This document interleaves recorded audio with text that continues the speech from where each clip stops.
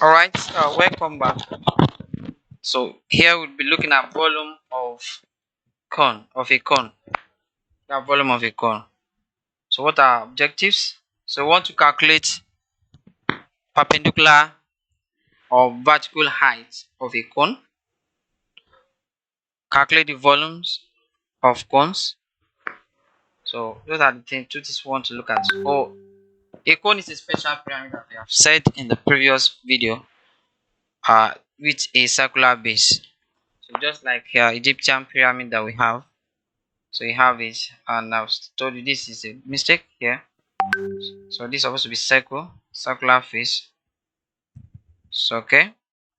So volume of a pyramid.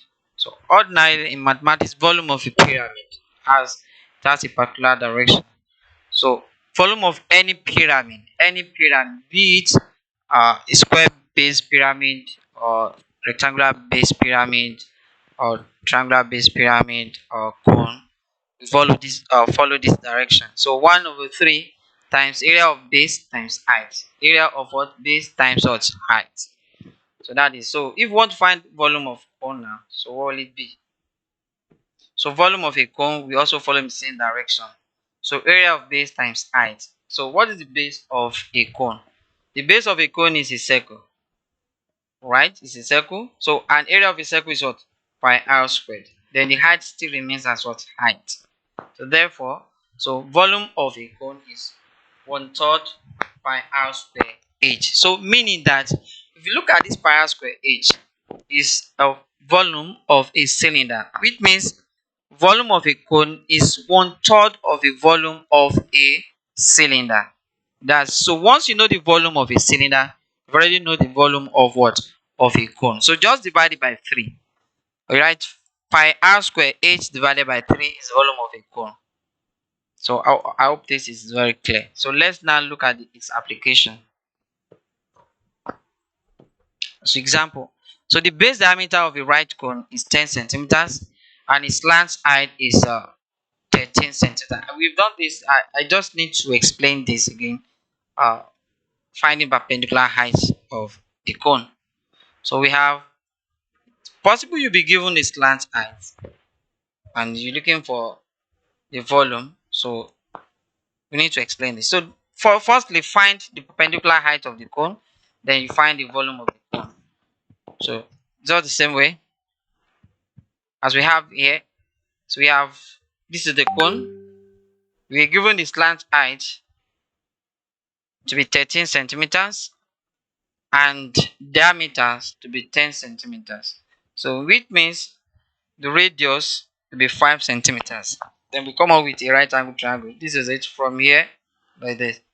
Bring it this out. This is 20 and this will be what? 5 centimeters. We're still going to use our Pythagoras theorem, our Pythagoras rule to solve this. So using this, so that's how we got the radius. Then the length with slant height, that's L there, is the slant height.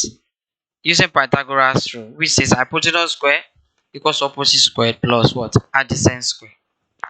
So hypotenuse is 13. So that is the side facing the right angle is 13. We've done this already. Then opposite, which is the height, we can pick this as opposite, and as well we can pick 5 as opposite. So we don't have a given angle apart from that angle 90 degrees. So any of these two could either be hypotenuse or opposite or adjacent. So that's a squared plus 5 squared. So that means we have 169 equals to a squared plus 25. Then you subtract, so you bring this there, you have this 144. So h therefore be 12 centimeters. Square root of 144. So that is the first part. Then the second part, the perpendicular height of the cone is 12 centimeters. Then the second part, which is B, so we're looking for volume of the cone. So volume of the cone is 1/3 pi r square h. So 1/3 pi 3.142. You can 3.142 or 22 divided by 7. R, which is 5, radius is 5, the 5 square, and the height, which we just calculated, which is what? 12. So what we are saying in essence here is that the height, the vertical height is quite different from the the slant height. They are not the same thing. So that means we have 1 times 3.142 times 25 times 12. Everything divided by what? 3. So that gives 3.142.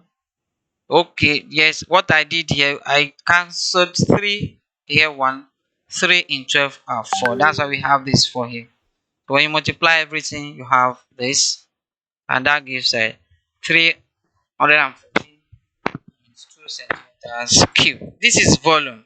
So we make sure it is represented. The units of measurement of volume is cubic meters or cubic centimeters, right?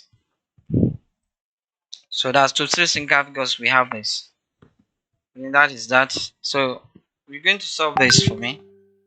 So the base radius of the right cone is 24 centimeters and its slant height is 25 centimeters. Find the vertical height of the cone. Find the volume of the cone. Correct. So then you can as well solve this. Check your materials, and that is the end of it. Thank you very much for your attention. Please make sure this is done correctly.